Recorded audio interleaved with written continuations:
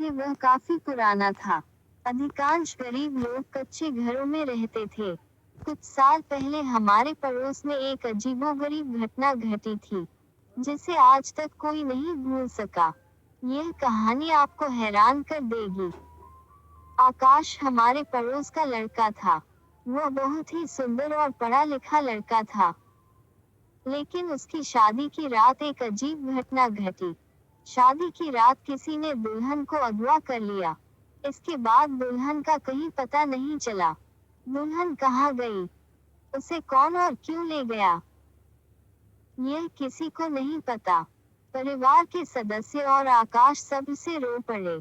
इस घटना को 1 साल बीत गया जब आकाश के परिवार ने उससे दोबारा शादी करने का फैसला किया, और उनकी दूसरी शादी शूद्र नाम की लड़की से हुई थी।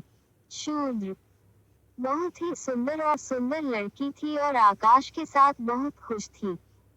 आकाश भी बहुत खुश था। लेकिन शादी के 1 हफ्ते बाद शूद्र भी अचानक गायब हो गया। शादी की रात आकाश की पहली पत्नी गायब हो गई। इस बार सभी बहुत चिंतित थे, और खुद आकाश इस बात से बहुत परेशान थे कि ये क्या हो रहा है। कैसे उनकी दूसरी पत्नी अचानक गायब हो गई। शूद्र के परिवार और आकाश के परिवार ने शूद्र को खोजने की बहुत कोशिश की, लेकिन वह कहीं नहीं मिली। आकाश ने एक बार फिर इस हादसे को किस्मत का फैसला मान लिया। लेकिन इस बार स्थानीय लोगों ने इस घटना को दुर्भाग्यपूर्ण फैसला नहीं बल्कि आकाश का दुर्भाग्य माना, और पूरे मोहल्ले में आकाश के बारे में तरह तरह की बातें होने लगी। कोई कहता है कि आकाश के ऊपर दानव है, तो क्या कहते हैं कि आकाश दैत्यों की छाया है और वे आकाश के घर को बसने नहीं दे रहे हैं, और कुछ लोगों ने यह भी कहा कि आकाश खुद अपनी पत्नियों को गायब कर रहा है। आकाश बहुत ही विनम्र और पढ़ा लिखा लड़का था। उसके बारे में ऐसी बातें सोचना उसे पसंद नहीं था। लेकिन सच क्या है ये किसी को नहीं पता था। अपनी दूसरी पत्नी के लापता होने के बाद आकाश धैर्यवान था और उसने फिर कभी शादी करने का फैसला नहीं किया। बल्कि सच तो यह था कि अब आस पड़ोस का कोई भी आदमी आकाश को अपनी बेटी देने को तैयार नहीं था। आखिरी 2 घटनाएं इतनी अजीब थीं कि हर कोई काफी डरा हुआ था। आकाश की मां जहां भी संबंध बनाने गई, वहां लोगों ने हर जगह माफी मांगी। आकाश ने 3 साल तक दूसरी शादी नहीं की।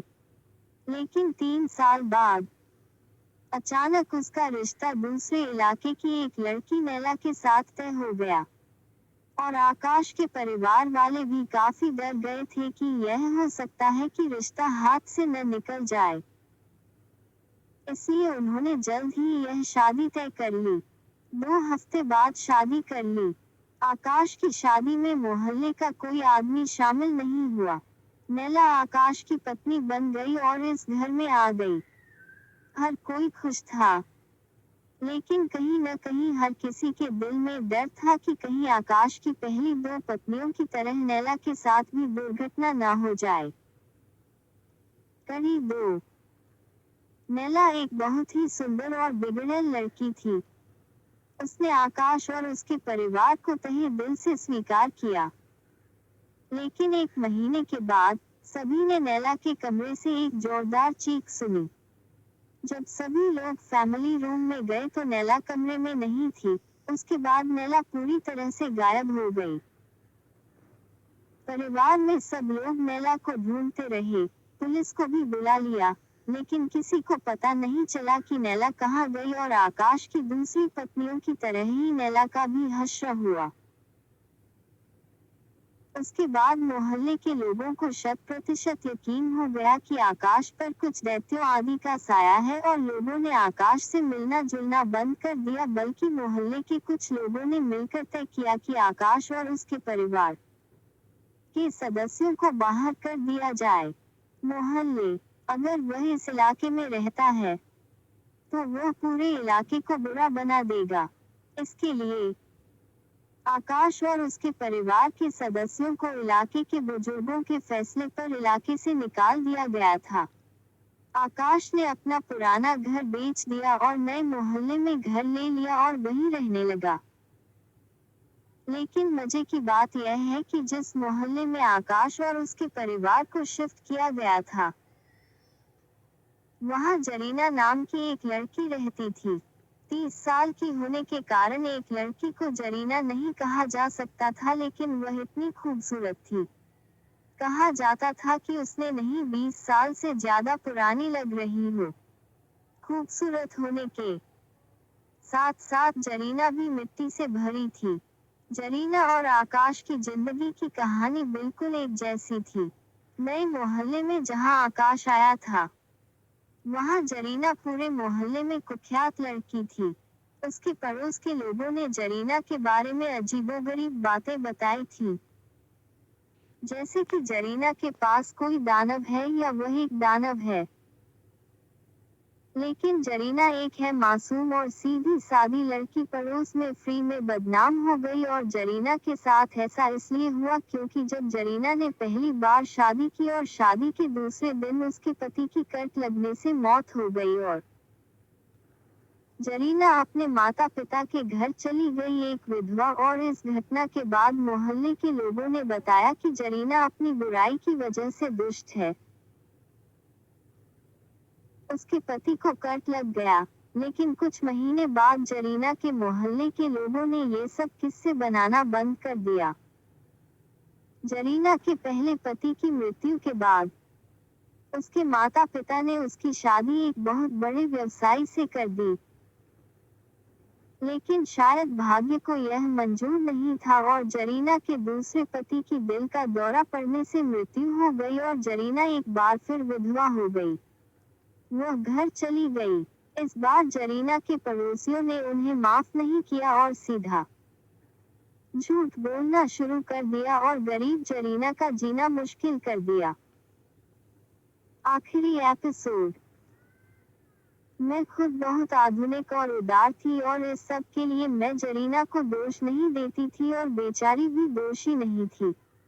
जिंदगी और मौत तो भगवान के हाथ में है। कम से कम उस वक्त मैंने जरीना के बारे में यही सोचा था। इस घटना के 4 साल बीत गए। फिर लंबे समय तक जरीना के साथ कोई रिश्ता नहीं रहा। एक दिन अचानक दूसरे पड़ोस से जरीना के लिए एक रिश्ता आया और जरीना के माता पिता तुरंत मान गए, इस डर से कि स्थानीय लोगों की बातों के कारण यह रिश्ता हाथ से न निकल जाए। एक बार फिर जरीना ने की शादी। जरीना की ये तीसरी शादी थी। जरीना आस पड़ोस में काफी मशहूर थी, इसलिए मैं समय समय पर जरीना के किस्से सुनता था। जब भी जरीना के बारे में सुनता था, मुझे उससे हमदर्दी हो जाती थी। किस्मत ने एक बार फिर वही किया जो जरीना के साथ हुआ था। जरीना का तीसरा पति भी सीढ़ियों से गिरकर मर गया और जरीना एक बार फिर विधवा होने का कलंक लेकर अपने माता पिता के घर आ गई। इस हादसे के बाद मोहल्ले के लोगों ने जरीना से दूर रहने लगे। जहां भी उन्हें देखते, वे गली बदल लेते। यहाँ तक जरीना के परिवार के उनके भाई बहन भी जरीना को बुरा मानने लगे थे। जैसे आकाश के मोहल्ले के लोगों को लगा कि आकाश ने खुद अपनी पत्नियों को गायब कर दिया है, उसी तरह जरीना के पड़ोस के लोगों को भी लगा कि वो खुद अपने पतियों को मारती है। आकाश और उसका परिवार पड़ोस में नया था, इसलिए वे जरीना के बारे में ज्यादा नहीं जानते थे। बस इतना ही पता था कि जरीना के 3 पति मर चुके हैं और वैसे भी उन्हें कहीं न कहीं आकाश से शादी करनी है। इसलिए जरीना का रिश्ता लेने के लिए आकाश के माता पिता जरीना के घर पहुंच गए। जरीना के माता पिता पहले से ही जरीना के बारे में चिंतित थे। उन्होंने कहा कि कोई उससे शादी नहीं करेगा और वह थी आकाश का रिश्ता देख कर खुश हुए और तुरंत मान गए। 2 दिन बाद आकाश और जरीना ने शादी कर ली। दोनों एक दूसरे की सच्चाई से अनजान थे, लेकिन पड़ोस में हर कोई जरीना और आकाश के बारे में जानता था और स्थानीय लोग बहुत खुश थे कि अब वे एक दूसरे से शादी कर रहे हैं। जरीना के 3 पति मर चुके हैं और आकाश की 3 पत्नियां गायब हैं और अब दोनों एक दूसरे से शादी कर रहे हैं, इसलिए मोहल्ले के लोग सोच रहे हैं कि पहले कौन मरेगा। आकाश और जरीना की शादी हो चुकी है। आकाश जरीना को अपने घर ले गया। जरीना कमरे में बैठ गई और आकाश बाहर मेहमानों के पास चला गया। जरीना आकाश के आने का इंतजार करने लगी। जरीना अकेले कमरे में बैठी और काफी देर तक का इंतजार करती रही, लेकिन आकाश नहीं आया। शायद वह कहीं व्यस्त था। जरीना बिस्तर पर बैठी इंतजार करने लगी। 2 घंटे बाद आकाश शादी की रस्में पूरी कर कमरे में आया। कमरे में प्रवेश करते ही आकाश को एक अजीब सी गंध महसूस हुई। हर तरफ फूल थे और कमरे को खूबसूरती से सजाया गया था। जरीना सामने बिस्तर पर कंबल ओढ़कर बैठी थी। आकाश मुस्कुराते हुए आगे बढ़ा और बिस्तर पर बैठ गया और कहा, माफ करना, मुझे आने में देर हो रही है। जरीना ने शर्माते हुए कहा। तुम आओ तो ठीक है। आकाश ने कहा कि आप कब तक घूंघाट में रहने का इरादा रखते हैं। तब जरीना ने कहा, जब तक आप अपना चेहरा नहीं दिखाते। आकाश ने मुस्कुराते हुए अपनी जेब से हीरे की अंगूठी निकाली और जरीना की उंगली पर रख दी। जरीना ने अपने चेहरे से पर्दा हटा दिया। तब जरीना ने आकाश को बगल की मेज पर पड़ा एक गिलास दूध दिया, जिसने कृतज्ञतापूर्वक उसे पिया। दूध का स्वाद अजीब था, लेकिन उसने कुछ नहीं कहा। तभी आकाश ने जरीना का हाथ पकड़कर अपने होठों पर लगा लिया और जरीना का हाथ अपने मुंह में डाल लिया और काटने लगा।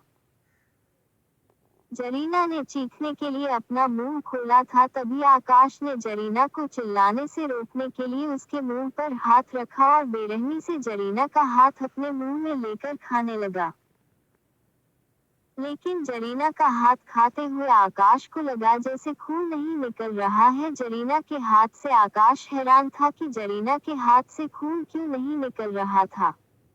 जरीना ने जल्दी से अपना हाथ छुड़ाया और आकाश को बिस्तर से नीचे धकेल दिया और कमरे की लाइट जला दी। जरीना ने गुस्से में आकाश की तरफ देखा जो बिस्तर पर लेटा हुआ था, तो जरीना ने कहा कि मैं जानती हूँ कि तुम इंसान नहीं हो। एक नरभक्षी बनो जो मानव मांस खाता है।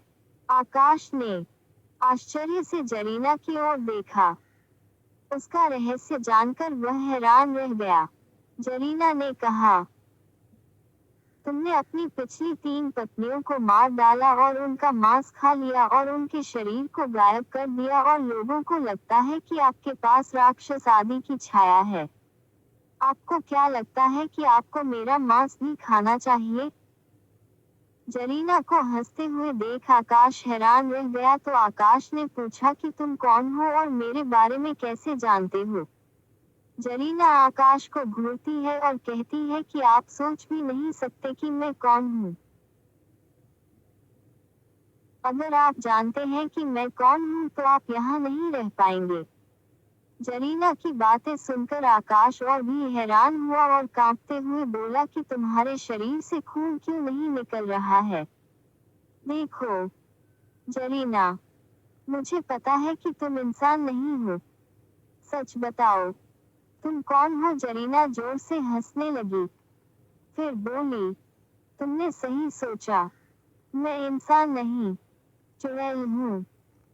और आज तुम एक डायन के हाथों अपना जीवन समाप्त कर लिया। आपने अपनी 3 पत्नियों को मार डाला है, लेकिन अब आप चौथी पत्नी द्वारा मारे जाएंगे। और फिर धीरे धीरे जरीना का रंग बदलने लगा।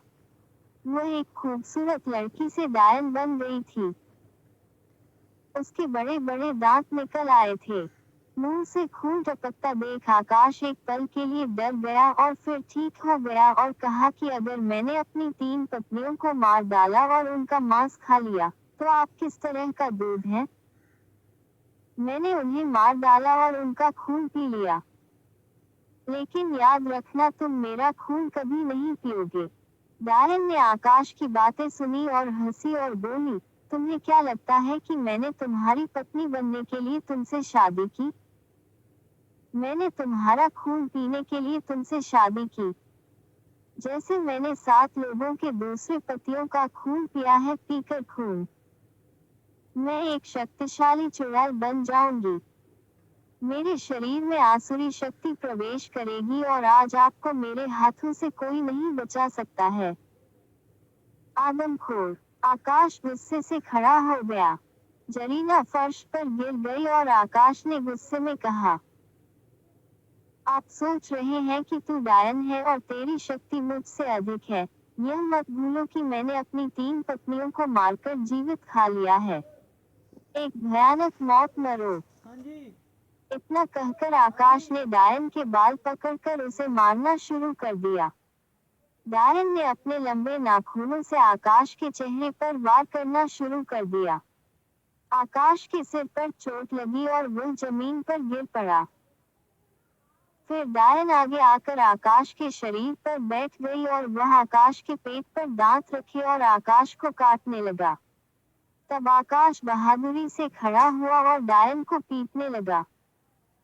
फिर उसने डायन की गर्दन पर दांत रखे और काटने लगा। डायन ने खुद को छुड़ाने की कोशिश की और आकाश का हाथ अपने मुंह में ले लिया और उसने अपने दांतों से काटने लगी। वह इतनी जोर से काटी कि आकाश का हाथ शरीर से गिर गया। आकाश और चुड़ैल एक दूसरे से लड़ते रहे और एक दूसरे को 1 घंटे तक पीटते रहे जब तक कि दोनों लड़ते झगड़ते थक नहीं गए। आकाश ने आखिरकार कुर्सी उठाई और डायन के सिर पर वार कर दिया और डायन वहीं मर गई। आकाश खुद लड़ते लड़ते थक गया था, इसलिए वह फर्श पर गिर गया। उसके शरीर से हर तरफ खून निकल रहा था और आकाश में इतनी ताकत नहीं थी कि वह खून को रोक सके। नरभक्षी और डायन दोनों एक ही कमरे में लेटे हुए थे। अगली सुबह परिवार के सदस्यों को उनके शव मिले और दोनों स्थानीय लोगों की जान चली गई। समाप्त।